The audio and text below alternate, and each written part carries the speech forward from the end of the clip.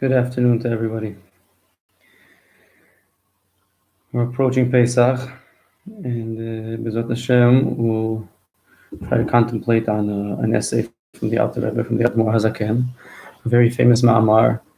It's written in Likutei Torah.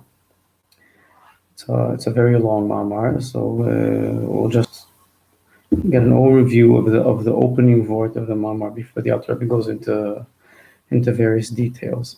The Alter Rebbe asks a simple question. I mean, he has several questions, like many ma'amarim start with several questions. Most of which evolving around a seeming contradiction in the texts of the Torah around Yetziat Mitzrayim and mitzvot of Pesach. The Torah in some places says that we need to eat matzahs for 6 days, and then another verse says you have to eat matzah for 7 days. Also, the Torah connects between the first Chag of Pesach and the second Chag of Pesach by saying that if you eat matzah, this is not the literal translation, but the content. What comes of what's written there is that the second Chag of Pesach, the seventh day of Pesach, is dependent on the eating of matzahs for 6 days prior to that day. And many such questions. Why is there such a correlation between the two things? The first teretz that the Alter Rebbe says, in order to settle all of the different verses and tzivuim mitzvahs around the matzah in the beginning of the Torah, is that if you look closely, you'll see that in the Torah, matzah, the word matzah, matzot, appears in two different variations. One with a vav. You can write matzot mem tzadik vav ta. Spelled like any word in Hebrew is ktiv chaser and ktiv maleh. So all the otiyot ehevi, the letters in Hebrew that I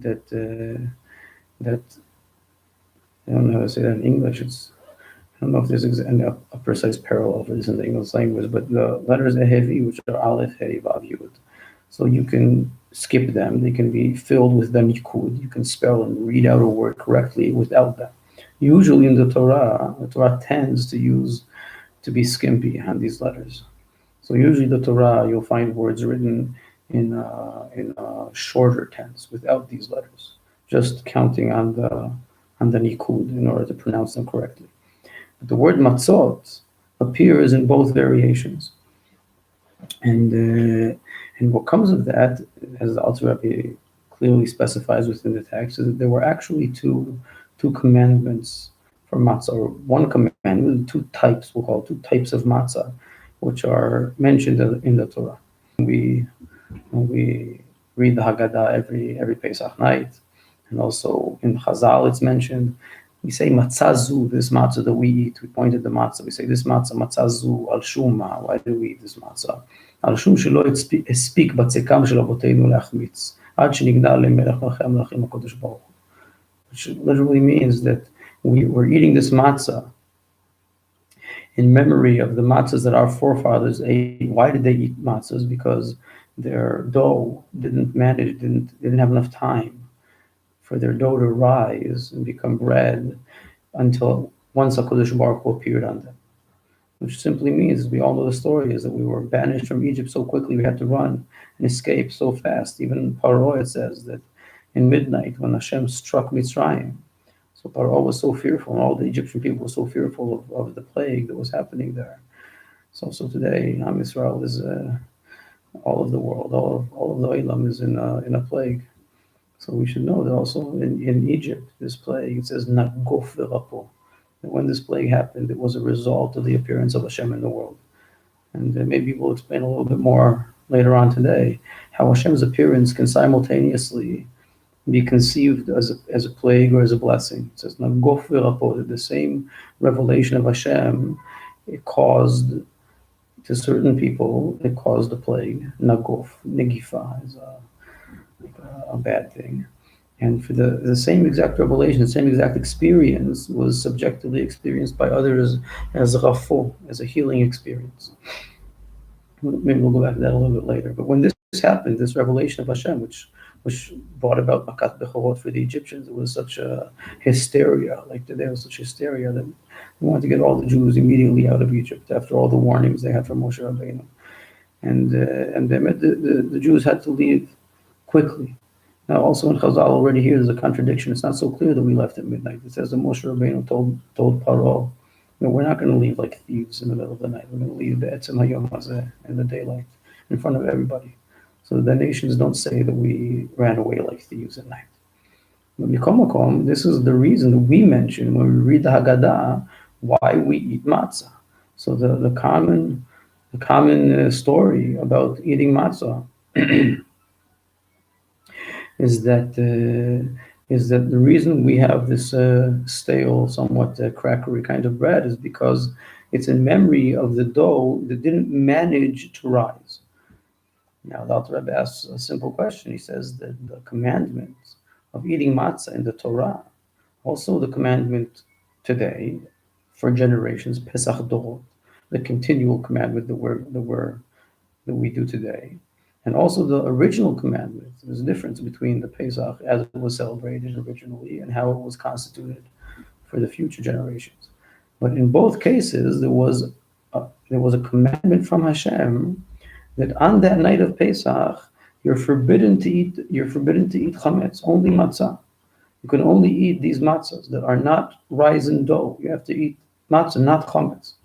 Now, this was the original commandment, al matzot u'merorim yuchlu, that the Pesach, the korban, the sacrifice of Pesach, must be eaten with matzah and maror, not with bread. Now, this commandment was given prior to the actual night. Originally, the Jews went into Pesach night, the original Pesach night in Egypt, knowing that they had to prepare matzah in order to eat the korban with matzah. So the Alter Rebbe asks a simple question: why do we say that we ate matzah? Because the dough didn't manage to rise, which seemingly would imply that if the dough would have had time to rise, then we'd be eating bread. It's just that circumstantially Hashem appeared, and we were rushed out of Egypt. And we didn't have the time, the patience, or the time to be able to allow the dough to rise. But not that it was a prior commandment. Now, that's not the case. The Torah explicitly states that we were commanded to eat matzah we were initially commanded to eat matzah with the korban. So we had prepared the matzahs originally as matzahs. And not that we would have let it rise if we could have. The opposite. It was a mitzvah to eat matzah. And today, when we pointed the matzah, again, also, obviously everybody probably already has their matzah. And we prepared it a lot in advance because it's a crackery dough. The matzah bakeries, they start preparing matzah 6 months early. You'd never know the difference. It's just as good, just as fresh. And same thing happened in Egypt, not 6 months earlier, but 4 days before. They knew that in such and such a few days from now, you have to take a korban and you have to prepare matzah and eat this korban with matzah. So why is it that we say today that we eat the matzah in memory of the dough that didn't manage to rise? Again, so in order to answer that, like I mentioned, the Alter Rebbe, he specifies this difference between the two different commandments of matzah. The commandment in the Torah to prepare matzah originally, prior to Pesach, stating that the korban of Pesach must be eaten with matzah. So there in the Torah, the word matzot is spelled without a vav, ktiv chaser, mem tzadik taf. And later on in the Torah, a few verses later, where the story is told of how we escaped and then we constitute the mitzvah of eating matzah later on in the future. And then there it says matzot with vav. So the Alter Rebbe says a very fascinating word here in the Torah. We want to contemplate on how the Alter Rebbe elaborates on this, like we always do in these classes, especially how it's reflected in our service of Hashem in our souls. That there are actually two matzot, two different types of matzot. There's matzot with vav, matzot without vav. Everywhere in Kabbalah, the letter vav, which is the form of the letter, is like a line. It always represents a hamshacha, which means like a gathering of Hashem's light, descending or penetration of a revelation into reality. So always Vav represents a revelation. So there's matzah, which is contains a certain revelation of Hashem, and there's matzah that doesn't contain a certain revelation of Hashem. These two different matzot. The first matzah, which we were originally commanded to do, that doesn't contain the revelation of Hashem.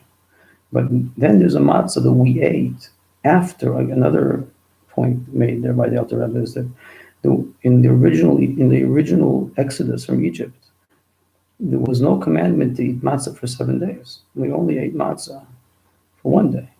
That was the only mitzvah. Now, circumstantially, it worked out, like we mentioned, that the bread we took with us was also matzahs. So we ended up eating matzah for more days, but it wasn't a commandment. Like today. Today, it's forbidden to eat chametz, chas v'shalom, the whole week, and therefore we eat matzah the whole week. But in Pesach Mitzrayim, in Egypt, the Jews were commanded to eat matzah only for the first day. And that they ate matzah after that was, again, because the dough didn't rise. But if it would have risen, that would have been fine. So these are the two different matzahs here. There's the matzah that you're commanded upon, which is without a lacking a revelation. And there's another matzah which is spelled in the Torah with a vav, containing a revelation. And that matzah historically was a circumstantial occurrence because of the rush. Now, which matzah do we eat today? So, I think that we eat the matzah that was eaten with the korban, the commandment matzah. We were commanded to eat matzah with korban pesach. That's why also we had to eat it before midnight. That's the first question he asks there. That it says that the dough didn't rise because of Hashem's revelation, because of when Hashem appeared in Egypt. Then again, hysteria, panic broke out, and we were banished. That's how we say every night, in the Seder night. We say that because Shigur Shua V'Teinu Mitzrayim, Nikla Melech Malchei Malachim. Now this happened at midnight, as we know. But the commandment was that you have to finish Korban Pesach before midnight. And that korban had to be eaten with matzah, like we said, that these matzahs were prepared prior to the Seder night, the commandment matzahs. So seemingly in today's customs, or also today, because of this occurrence, how it happened. So this is why today, every Seder night, as every Jew in the world knows, then we eat matzah, we eat the afikoman, which is secher the korban pesach, and we eat it at the end of Seder night. And it states in halacha that you have to, like in the first Seder night, you have to finish it by chatzot, ad chatzot alayla, up until midnight. After you eat the korban, the memory of the korban, the matzah, then you can go on with a lot of chanting and stories all night long. It says that there are sages, and that's the minhag today also, that we stay up all night. But the matzah of afikoman, it says in halacha that you should eat it by midnight. You have to finish it by midnight. So seemingly, and again, this is obviously also, we're commanded on this matzah. So it would seem reasonable to associate this matzah with the first matzah, which lacks revelation, without davar. But fascinatingly enough, in the Torah, where we're commanded for generations, every year we have to eat matzah. So the word matzah there is spelled with a vav, not without a vav, like the second matzah. So from this, the Alter Rebbe says that we must conclude that the matzahs we eat today, even though we're commanded to do it, and we eat it before midnight, all that being said, they contain also both types of matzah. The matzah we eat today contains both types of matzah. Now, this is what we want to contemplate on. Now, as I said, the text by the Alter Rebbe is a very long, elaborate text, and we're just meditating on the first beginning of the letter there. Now, this associates for me, because this was an English class also, I thought we could speak. There's one of the most apparent differences between the way any holiday, and maybe in Pesach it's even the most pronounced, between Eretz Yisrael, Eretz HaKodesh, where I, Baruch Hashem, are sitting, and a lot of the people listening to us also are sitting here in Eretz Yisrael. B'ezrat Hashem, all the Jews should come and very soon sit here in Eretz Yisrael, Yachad with Mashiach Tzidkeinu. But there are also many Jews in the diaspora, in the Kola, and Jews who live overseas, in America, for instance, or anywhere else. So they keep two chagim in every holiday, Yom Tov Sheni Shegaluyot.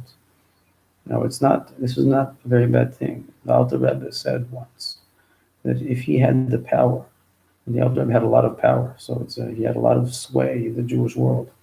But he said that if he swayed enough weight in the Jewish world, he'd make three amendments, like three enormous amendments. The Alter Rebbe made many amendments, but there were another three that he felt that he doesn't have enough, he doesn't sway enough strength, enough weight to amend. And one of which was to keep 2 days of Chag in Eretz Yisrael.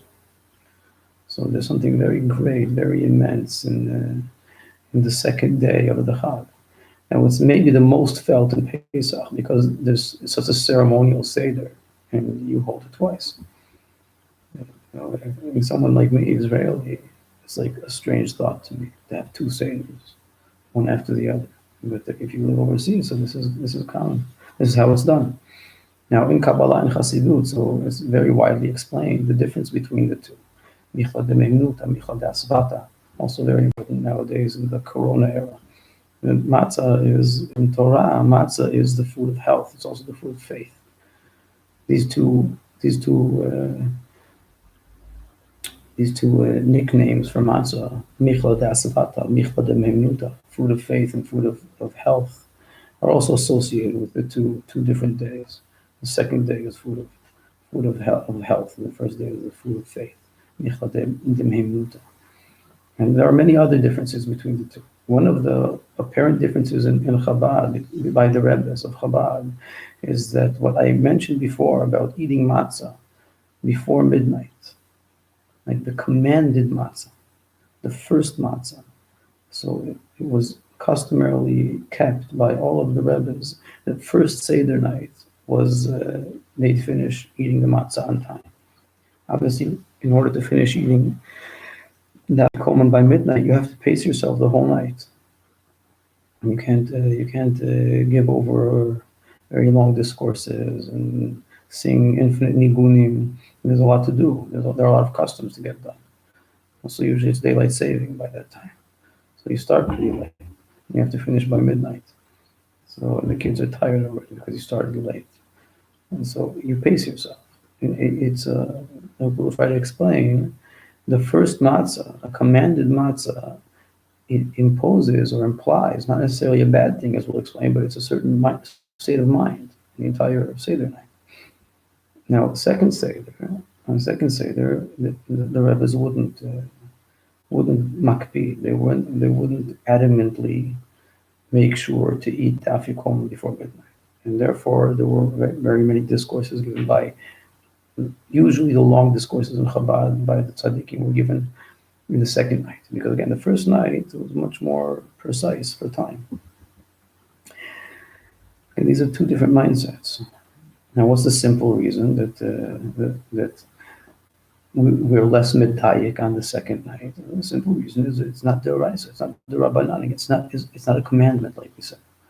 So it seems very reasonable that also these two types of matzah that we find in the Torah that are explained in length in Kabbalah and Chassidut, there are two matzahs, a matzah containing a revelation, and a matzah not containing a revelation.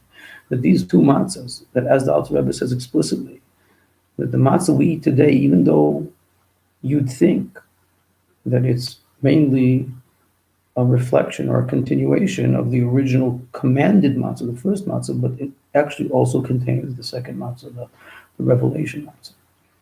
That's a chidush. I wouldn't know that. But it seems reasonable to associate these two matzahs with the two Seder nights.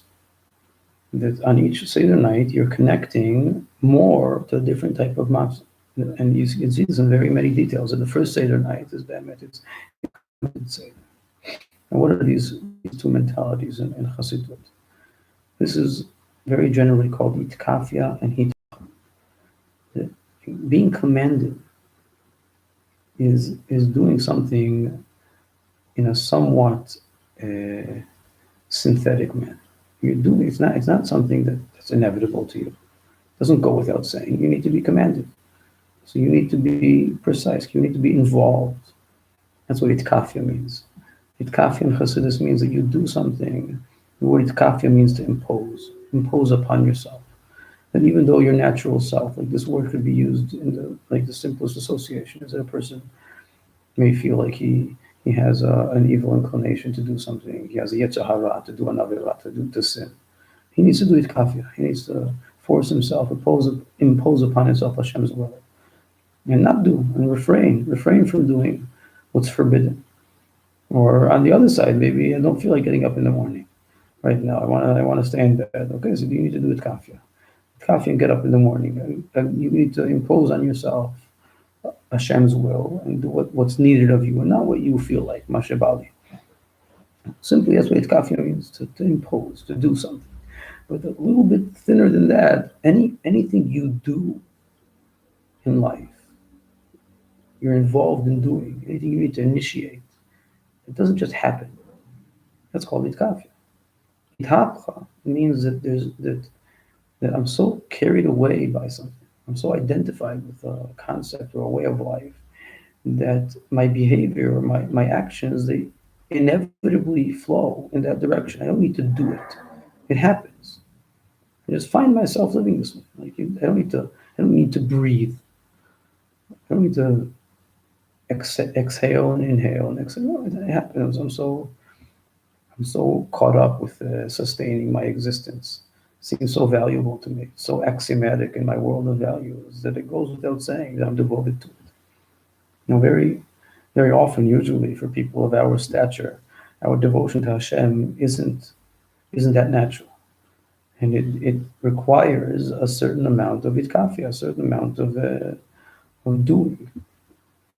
And so this is like the first matzah. The first matzah is a matzah that you're commanded to do.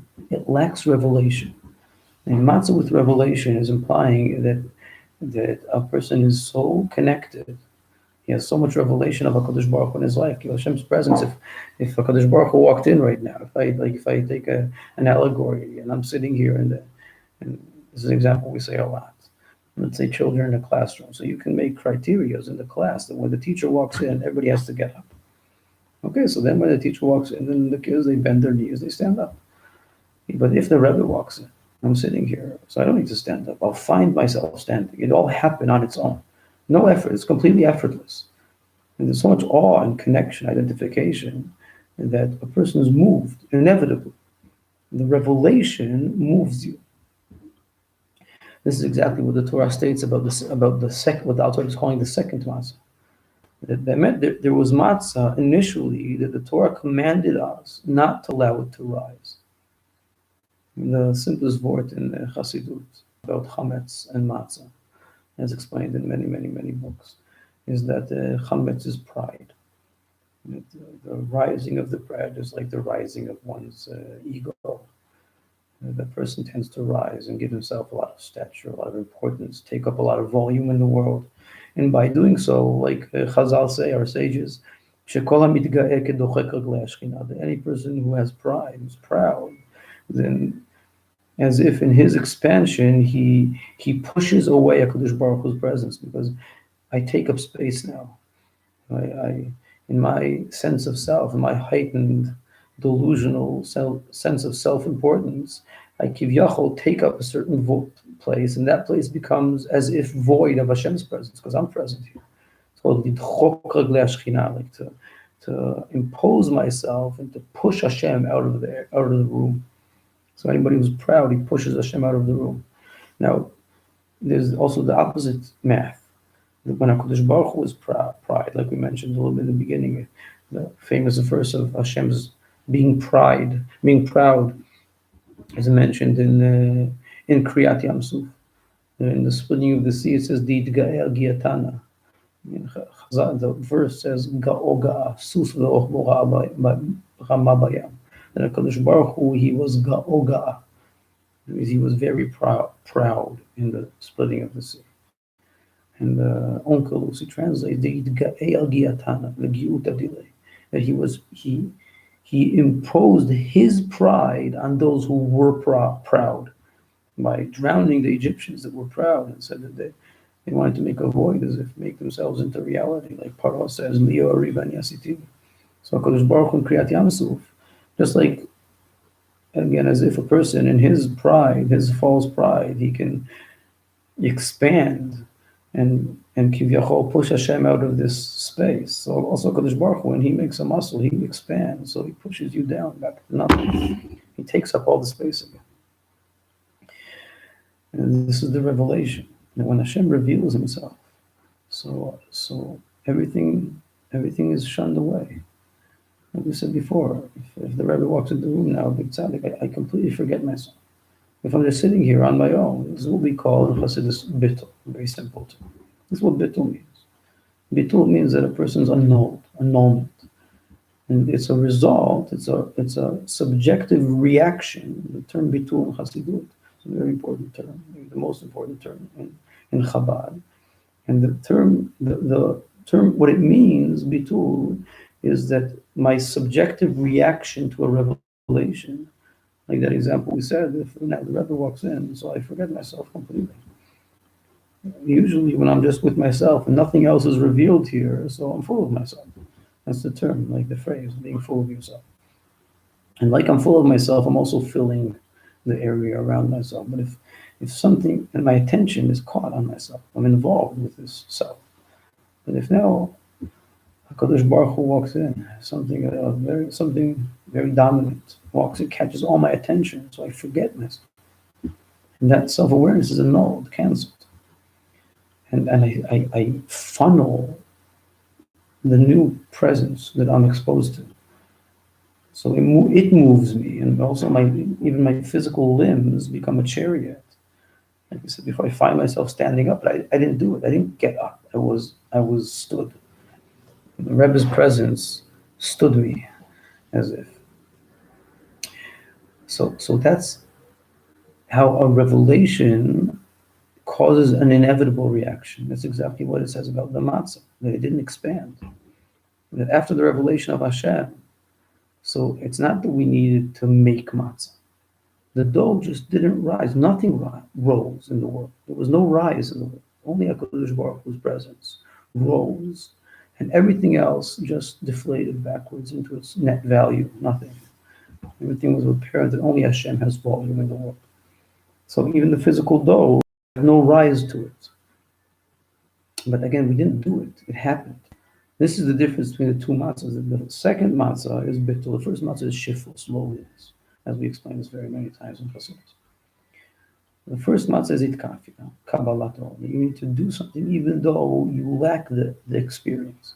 You're not naturally identified and carried away by this whatever it is. There is no revelation. You believe, I believe that Hashem's gonna. You can try to get into the Jews' mindset in Egypt. Moshe Rabbeinu says that at midnight Hashem, he's gonna swoop down like an eagle and carry us out of Egypt. Those who didn't believe, they all got wiped out in the previous plague, Makat Choshech. So plague is darkness. Disbelieving is itself darkness. So it says the Jews believed. They took a sheep 4 days earlier, tied it to the bed, even though it was pikuach nefesh, because the Egyptians worshipped these sheep. I hope everybody, if you don't know all these stories, and now's the best time to read all the midrashim and all the stories of Pesach. I'm sure a lot of us know all these stories, but you can try to get into the mindset that the Jews take the sheep and they were commanded to make matzah. So we go and we bake these funny breads, and we believe that it's going to happen, but it's not revealed yet. It's not inevitable. It's all something I need to do. I'm involved in doing it. That's the matzah without the vav. Na'aseh v'nishma kabbalato hachna'a shiflut. And then at midnight, Kadosh Baruch Hu appears, and from there on, everything just happens to you. You're carried away. It's called bittul. And these two states of mind, they're also, as explained in Chassidus, they're manifested, impersonated by two different characters in the time of Egypt.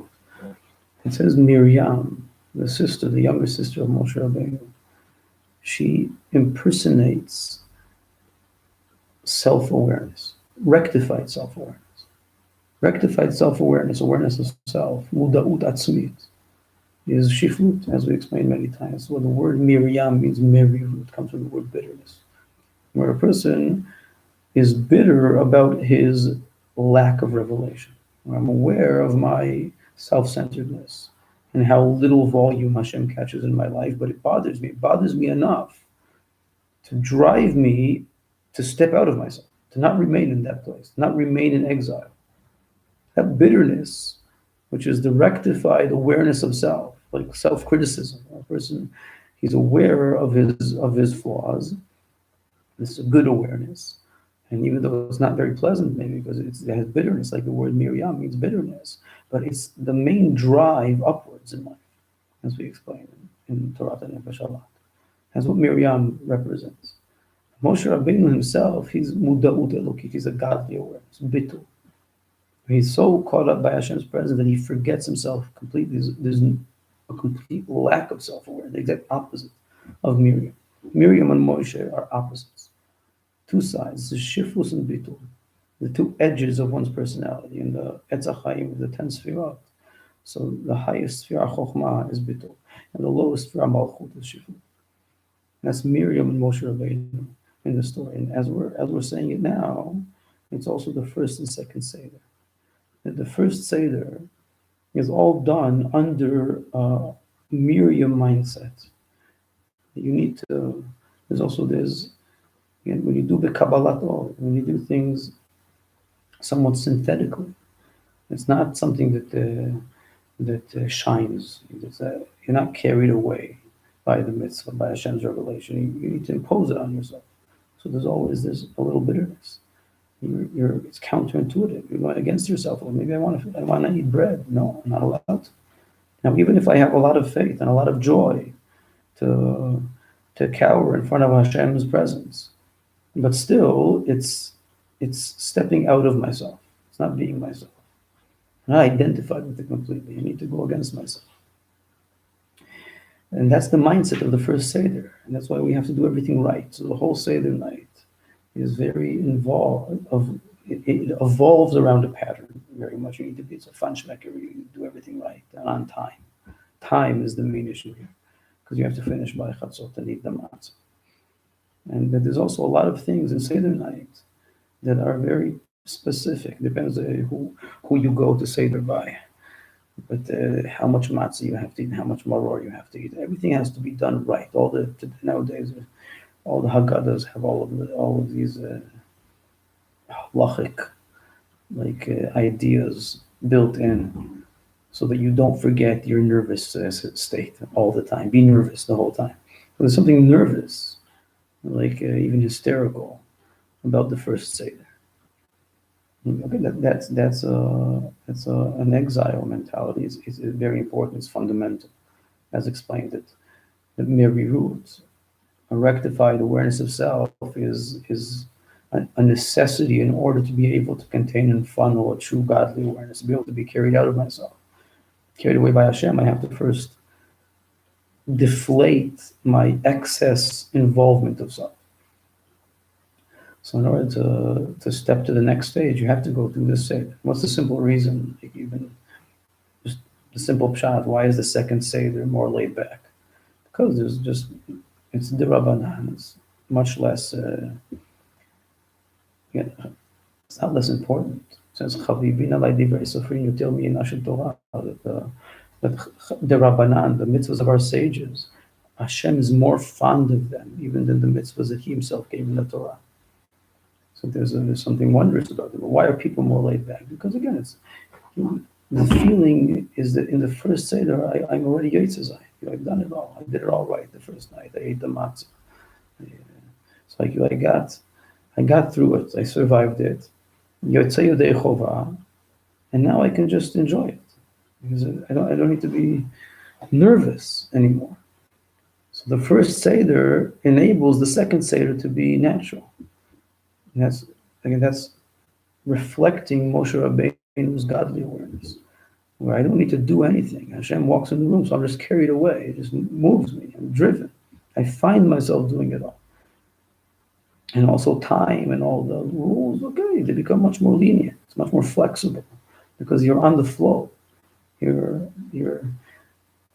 Your connection to Hashem is so strong that you're just fine. Time goes by, like you're in a happy, happy wedding or something. And you're carried away by the dancing, and just 3-4 hours go by, you don't even notice what's happening. So, bittul is l'mayla me hazman, it's above time, bittul. This is Moshe Rabbeinu's awareness. Now, what about Eretz Yisrael? What about here? What do we do here? Which Seder do we have in Eretz Yisrael? Which matzah do we eat? So, I heard from Rabbi Yitzhak once, of Ort again. It was it was said with a smile. So I don't know how serious it is. I think it's serious, but it was still said with a smile. The Rav says a lot of things with a smile. He usually says things with a smile. It's good to smile. That I mean, the debate was evolving around how adamant you should be to finish Seder by midnight. And for people who enjoy very much the Seder night and don't enjoy the nervousness at all. So it could be like a looming, maybe even a little bit annoying, all this, the first awareness. So he was asked, he was told that the Rebbes, on the first night, they ate before, but the second night they weren't so makpiti. So what should we do? So Rabbi Yitzchak, he said that here in Eretz Yisrael, there's only one Seder, there's only second night. So, avoid. Only a second night. Now, what is that looking to say? There's only a godly awareness. But if we be medayek more, I'd suggest, and this is explained in Chassidus, that be'emes, not only about Pesach, but all the holidays, when is this most, even more than Pesach? Where is this difference between Eretz Yisrael and Chutz La'aretz experienced the most? Even more than Pesach. It's in Shmini Atzeres and Simchas Torah, because in overseas, these are two different holidays, completely different holidays. You even say differently in the prayer, two different holidays. In Eretz Yisrael, you don't have Shmini Atzeres. So you don't have Simchas Torah, you only have Shmini Atzeres. So it's Shmini Atzeres with Simchas Torah. And that's what's explained in Chassidus many times. Be'emet in Eretz Yisrael, what you get is you get them both simultaneously. Now you think if you get them both simultaneously, then okay, that's somewhat neurotic. You need to be also Miriam and also Moshe Rabbeinu. You don't know who you are. It's like a split personality, schizophrenia. But no, it's if you unify these two awarenesses. It's called in Chassidus. It's called Muda'ut Atzmit and Muda'ut Elokit, self-awareness and godly awareness. But when these two combine, obviously these two awarenesses, they correspond to our terms of Hachna'a, the Havdalah. And when you put them together, what you get is Hamtakar. There's a third entity, a paradoxical, like containment of both sides. It's called Muda'ut Tivit, natural awareness. And this is really, as we know, this is the most typical state of mind in Eretz Yisrael. Yiddish in Natur. That's the phrase by Rabbi Isaac Mehomo, the Homo. Very much love this phrase. In Eretz Yisrael, what's revealed, Chassidus is all Eretz Yisrael. Anywhere you are, if you learn Chassidus, you're connected to that dimension of the Torah, then you're connected to Eretz Yisrael. But if you merit to be in Eretz Yisrael, the Gashmias, physically, so obviously here it's tenfold. And in Eretz Yisrael, what appears, what can be revealed, is a natural Judaism, Muda'ut Tivit. Then you have three different types of awareness. You have a godly self-awareness, awareness of self, a rectified self-awareness, bitterness, shiflut, loneliness, experiencing my true value, my true low value. And there's godly awareness, which is just not experiencing myself, experiencing Hashem, forgetting myself, lack of experience of self. These are two edges of the personality. And that's much higher, seemingly. But be'emet, no. The tachlis is to bring them both together. To reside the godly inspiration within your mundane self, not to have these two edges separate. Now, relatively in the Exodus from Egypt, so the personification of this was Aharon HaKohen.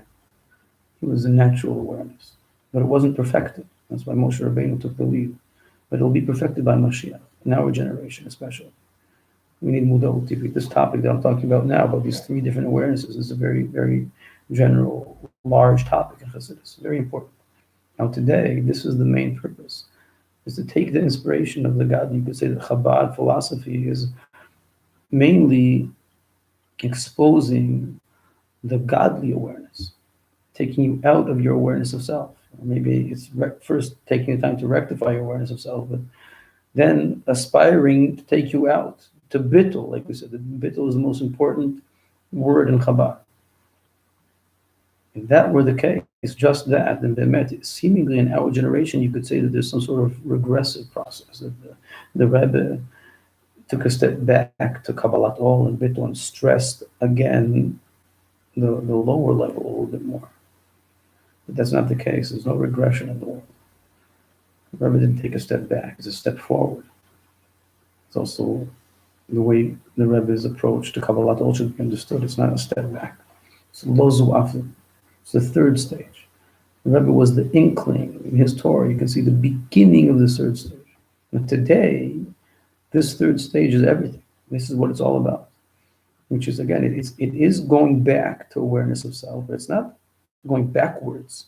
It's not regressing back to the. It was after you stepped out of yourself. This is the real purpose, is to take that godly awareness and with that inspiration, bring it down, manifest it within your mundane self. It's called Hamtaka.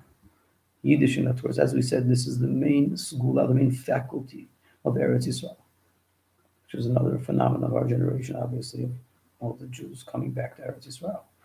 And that the capacity here, also in the general population, you can see this. That if you think coming back to Eretz Yisrael is just a regression, what do you get? Like we said before, what's the lacking in self-awareness? That it's full of you're nervous. You're doing things synthetic. You need to do it. That's the main problem here in Eretz Yisrael today. The people came here not yet with a completely rectified awareness, and then coming to Israel makes you more nervous. If you were overseas, you didn't have to take responsibility too much maybe for your community or your family, but not for the whole people. Definitely not for the whole world. In Eretz Yisrael, the Jews have the capacity and need. That's what the world's demanding of us, is to take responsibility for the whole world. Now, how about not get a nervous breakdown? I think so. That's the true natural awareness, where my godly awareness inspires my self-awareness. So that enables to realize that this is Bemet Eretz Asher Einei Hashem Elokecha Ba Miroshit Shana Dacharit Shana. It's all in Hashem's hand. Also my personal awareness. It's also all in Hashem's hands. All b'hashgacha pratit. And when I feel that, then first thing that's sweetened is all of my fears, all of my nervousness. So same thing here. In Eretz Yisrael, there's only one Seder. And that one Seder includes both Seders from Chutz La'aretz. So you have to be nervous benachat. You have to have both faculties. And if it's not a regression, it's a heightenment of both steps. So even though we're very, very precise on Pesach is the holiday for nervousness, the Go Meshuggah things all year round. You don't do this, but on Pesach you go crazy. Any little chametz, everybody in the Jewish world. But again, there's Gishmot. It's not nervous. Like someone from the outside, if they're not Jewish world, or even from within the Jewish world, is still a little bit on the outside, looking from the outside, like a reporter, a news reporter. So he could see our Pesach and think, like, wow, what a hassle. We don't think it's a hassle. And there's Gishmak, there's a lot of fun with all the fun shmecker around Yiddishkeit. So much so that there are things that during the year you can't be so mehader, unless you're a big tzaddik, you wouldn't be so makbid. But on Pesach, everybody can go crazy. But in Eretz Yisrael, there's a segula, the capacity to also maintain the system, but do it with the godly inspiration, like be in time, on time, above time. Not to be nervous by time, to ride on the time. not just to be exalted from the system, from time, not just to be carried, like step out of it, to ride it, to be able to fit the infinity within inside the finitude. And that's why there's only one Seder in Eretz Yisrael. But that one Seder, like the Alter Rebbe says in this Maimer, the matzah we eat today has both faculties. It's both a matzah that you're commanded to do. You have to do it. We prepared before, but it also contains the revelation. Now, in the Maimer, the Alter Rebbe Bemet, if you read it very precisely, then the proportions are such that as if he insinuates that the matzah being a synthetic matzah, the first matzah, that's the simple interpretation. The matzah we eat today is the commandment matzah, the itkafia matzah. But it also contains the revelation matzah. So you could say that phrasing where he says that they're both, but still one is more obvious and the other is one, like the first matzah goes without saying, and that is also the second matzah. That's a chiddush without it. But when Mashiach comes, those proportions will flip. That's the simple, what will go without saying will be the revelation matzah. But we'll still mention the previous matzah as well. We'll always be eating both matzahs. We always want to maintain, like we said before, we want to maintain self with the godly inspiration to sweeten finitude so that it can capacitate the infinity of Hashem. So that's exactly what we say also in Leila Seder, that Kol Yemei Chayecha Lavi Leimot HaMashiach, you have to remember Yetzias Mitzrayim all the days of your life. And our sages, they learn into the word all, that all means also when Mashiach comes, we'll remember Egypt. Now, why do we need to remember all of our hardships after Mashiach comes? That's exactly what we're saying, that the proportions will tip. That today, the inspiration is a chidush. It's called olamot bepshitut ve'elokut beitchadshut. That the mundane isness of reality is the axiomatic simple truth, and Hashem's revelation is experienced as an addendum, a chidush, that a revelation. When Mashiach comes, it will be the opposite. The simple, mundane truth will be the sense of Hashem's presence. But again, not to say that reality will be annulled. No, reality will exist, but that'll be the chidush. But Be'emet Hashem's creating us, and we do exist, and we'll mention that also when Mashiach comes. We'll be excited by it. It will excite us. So that's called mentioning Mitzrayim, Yetzias Mitzrayim, also Latid Lavo, also when Mashiach comes. So same thing here, that today, the matzah we eat, again, it contains both matzahs. But when the Alter Rebbe said this, so relatively you can read in his words that the first matzah is still what goes without saying. The second matzah, that's a chiddush, that there's a revelation matzah, there's bittul. But today, the nearer we get to Mashiach, the more you can tip that proportion. So much so that the inevitable matzah becomes the simplicity. And that you also have to do things. That's a chiddush. Inevitably, when that's the case, also doing things, like the nervousness, you're not nervous about being nervous. It can also be sweet. Like in Pesach, you have to be nervous. But you don't have to be nervous about that. You could enjoy that. That's the main school of Pesach. And if you're connected, then you know that also Kabbalat all, like the Mochin de Katnut, it's also sweet. It's just as sweet as Bittul. There's Bittul within the Kabbalat all. So today, this is very, very well manifested, especially in Eretz Yisrael, and having one Seder. So you have to pack everything into that one Seder. All of these awarenesses appear in momentarily. This is the Vort of Eretz Yisrael. Oh, why? It's very small physically. People think Eretz Yisrael is small. Eretz Yisrael is huge. It's like Chazal say, Eretz HaTzvi. It's like the skin of a deer that stretches with it. It can stretch till infinity. Why? Because it can capacitate a paradox. In the same place of land, you can capacitate paradoxes in one place, like it was in the tabernacle in the Beis Hamikdash, the Aron Habrit. So Chazal say that it was also there and also not there at once. This is the main concept manifesting the idea of all of Eretz Yisrael. So also in Leila Seder night, you can experience both awarenesses simultaneously. Outside of Israel, so you have to go from one to the other. You need two nights because there's not yet the contained paradox.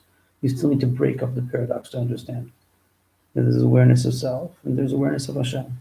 And you go from one to the other. You need to rectify your awareness of Hashem, and then you can capacitate Hashem's awareness and forget yourself. But in Eretz Yisrael, you can capacitate Hashem's awareness of Hashem, be completely carried away by Hashem without forgetting yourself. Still maintain yourself, simultaneously, in one Seder night. And that's really the school of the Matzah. That's really what the Matzah can do. The Matzah is food that enables this stretching of the soul, of the mind. So if you live in Eretz Yisrael, so that's Yaan. If not, it was like the Tzemach Tzedek said in Chabad, Machdo Eretz Yisrael. You need to make anywhere you are Eretz Yisrael. How do you make anywhere Eretz Yisrael? First, you need to learn a lot of Chassidus. And more than that, you need to teach a lot of Chassidus. Mainly teach a lot of Chassidus. If you spread Chassidut around you, then you create air of Eretz Yisrael around you.